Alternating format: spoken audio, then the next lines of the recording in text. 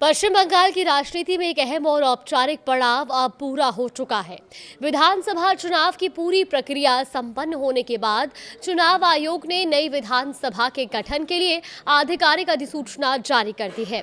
इस अधिसूचना को राज्यपाल के पास भेजा जा चुका है और उसके साथ ही राज्य में चुनावी प्रक्रिया का औपचारिक समापन हो गया है। अब निगाहें टिकी है अगले बड़े कदम पर, नई सरकार के गठन पर। दरअसल चुनाव परिणामों की घोषणा के बाद यह अधिसूचना जारी करना एक बेहद महत्वपूर्ण संवैधानिक प्रक्रिया होती है। चुनाव आयोग के एक वरिष्ठ अधिकारी के मुताबिक ये सिर्फ एक औपचारिकता नहीं बल्कि वो निर्णायक कड़ी है जो चुनावी प्रक्रिया को सरकार गठन की प्रक्रिया से जोड़ती है। अधिकारी ने साफ तौर पर कहा है कि इस अधिसूचना के साथ ही आयोग की ओर से नई विधानसभा गठन की प्रक्रिया पूरी हो चुकी है और अब आगे की जिम्मेदारी संवैधानिक प्रावधानों के तहत अन्य संस्थाओं और निर्वाचित प्रतिनिधियों पर आ जाती है। अब सवाल उठता है कि आगे क्या? देखिए, इस अधिसूचना का सीधा मतलब है कि अब राज्यों में नई सरकार के गठन का रास्ता पूरी तरह साफ हो गया है।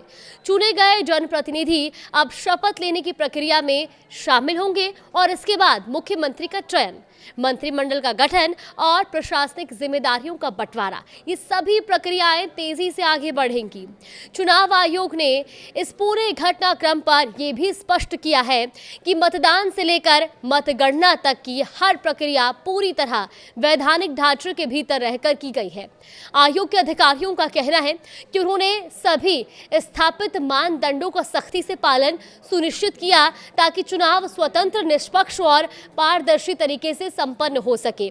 यानी अधिसूचना सिर्फ एक कागजी कार्रवाई नहीं है, ये लोकतांत्रिक प्रक्रिया का वो अंतिम चरण है जो जनता के जनादेश को शासन में बदलने की दिशा में पहला औपचारिक कदम बनता है। अब राज्यपाल के पास यह अधिसूचना पहुंच चुकी है और इसी के साथ राजनीतिक गतिविधियां भी तेज हो गई हैं।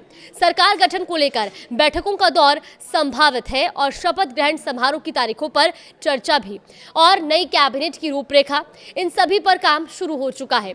तो कुल मिलाकर पश्चिम बंगाल में चुनावी प्रक्रिया का अध्याय अब बंद हो चुका है और अब शासन का नया अध्याय शुरू होने की दहलीज पर है। आने वाले दिनों में ये साफ हो जाएगा कि नई सरकार किस तरह राज्य की बागडोर संभालती है और जनता की अपेक्षाओं पर कितना खरा उतरती है।